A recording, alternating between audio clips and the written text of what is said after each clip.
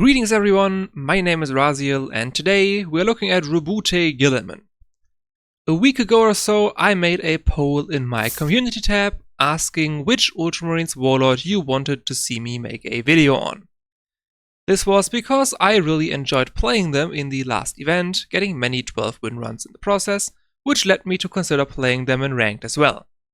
And indeed, I had quite a bit of fun in doing so, leading to the decision to make a video on them. And the results were pretty clear, the people wanted Guilliman. Roboute Guilliman is a medium initiative to attack 40 HP legendary warlord with a reckoning. His ability lets you choose between drawing a card and stunning a random enemy troop for 2 energy. Now, unlike other legendary warlords, Guilliman's reckoning isn't really something you build around. This is because its cost is tied to your warlord's HP.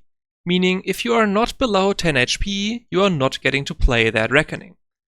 Therefore, when building a Guilliman deck, don't treat your reckoning as a reckoning, treat it as an emergency heal 5 to your warlord that also happens to put in play a decently healthy frontline. And a built-in heal plus free frontline, combined with the ability to stun an enemy troop, make Guilliman a prime candidate for a control strategy, which is exactly what I ended up building. This is the list. As is tradition with slower paced Ultramarines, there really is one card you should be building around, the mission. Infamous for essentially not having a requirement but rather a timer, the Ultramarines mission will start pumping out free bodies after you play 10 Astartes. Therefore, the list you see here has lots of Astartes, primarily in the 2 to 4 energy sector. I'll quickly go over the Ultramarine staple cards before focusing on the more interesting Guilliman-specific options. Standard Ultramarines cards include the Mission, Serial Squad, which can be 2 bodies at once for cheap, Honor the Fallen, to be able to play a powerful Astartes again, Precision Intervention as a flexible removal option, you could play Fracta Edificium for an occasional bounce too, Valius Travian as a flexible frontline, the Apothecary, because he's busted, Culta Squad as a great flank unit, Cassis Squad as both board control as well as lethal pusher, the Tech Marine to draw into Vindicta, Tacticum Ulitor because he is the best 4 energy troop in the entire faction, Ottavio Teldor as either AoE or board buff, Lucius Cassian as a way to give additional HP to your warlord as well as +1 attack, the aforementioned Vindicta as both a great flank unit as well as AoE option, and lastly Gaius Decimus as our only source of heart removal that can also be used to deal lethal damage to the enemy warlord. None of these cards should be a surprise to see, as they are all pretty much staples I'd use in every Ultramarines deck if I wanted to play with the mission. Now to the really interesting stuff. Caliban Vossfighter is a great card. Given our only real removal is tied to a legendary 8 energy Astartes, it can sometimes be hard to get rid of powerful mid-game units. Well, now we can just jam them for 1 energy. This card really is amazing for this faction and I highly recommend you use it in every Ultramarines deck you got. Next we have the Nemesis Destroyer, which may come as a surprise. The truth is, with this Guilliman deck in particular, you often have the same early game of turn 1 usability, turn 2 usability plus mission, and then on turn 3, the 4 energy turn, you actually start to play for the board. Therefore, having as many good 4 energy troops as possible is recommended, and the Nemesis Destroyer fits into this perfectly. Not only is he an Astartes as well, but his Rally plus Courage combo can get rid of a lot of early game plays in the game. Of course, there is RNG involved, but usually it works out in your favor. Another 4 energy guy in Lysimachus Cistes. This is not something to proactively play on the 4 energy turn, but rather a piece of mid-game support. Initially, I had Honor Bearers in this deck instead of him, but I realized that this deck isn't really swarming enough to make Bearers truly worth playing. Oftentimes I only had 1 or 2 troops on the board, making it a bit of a waste. Well, if you only have 2 troops, then Cistes buffs your entire board, while also giving you a frontline with reasonable stats on top. Plus, he too is an Astartes, so mission synergy as well. Great card for this deck. Now we come to the card that is probably going to be the biggest cause of confusion. We are running Unyielding Will. I know what you're thinking, but Raziel, you said a 4 energy draw 3 card is bad. Yes, it is. And the draw 3 is not why Unyielding Will is in this deck. Despite the built-in heal 5 via your Reckoning, I found that a number of times I died anyways because lethal ranges are very high these days. Therefore, I wanted another healing option to get out of those scenarios. And Unyielding Will provides us with 5 points of healing for 4 energy, which isn't crazy value but good enough for me. Plus, we have built-in draw into our warlord, so even if the card ends up sitting in our hand a couple of turns, we aren't starved for resources, so it won't hinder us that much. And that about covers every card in the deck. There are a couple alternatives I was considering on using, but I'll put those into the deck paste in case you're interested, alongside the usual write-up on the deck itself. Lastly, as for the game plan, this is a slower paced strategy. Our goal here is to drag our opponent into a war of attrition, forcing them to deal with our infinite bodies from the mission reward while staying healthy enough to not get rushed down. Board control is key, and denying the opponent a potential foothold very important. You will see me very often not attack with my warlords in scenarios where it isn't needed, and that's because conserving as much HP as possible is important. After all, we cannot outlast the enemy if we are dead. In short, this is a slow-paced control strategy, aiming to control the board long enough to force our opponent into a war of attrition, which we will likely win due to our mission reward. Guilliman provides us not just with consistent resource generation as well as the ability to stun enemy troops, but also with a built-in emergency heal plus frontline in his Reckoning, which really shouldn't be seen as a Reckoning and rather as exactly this, a heal plus frontline. That concludes the breakdown of the deck. As usual, I'll put this in the deck paste as well. The link is in the description, right next to the link to my personal Discord server. That was it from me. Enjoy the games.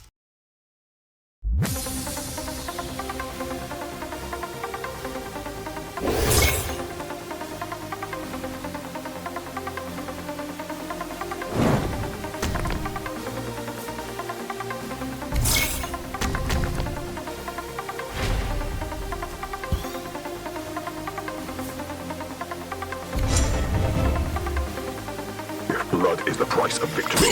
We will pay it gladly.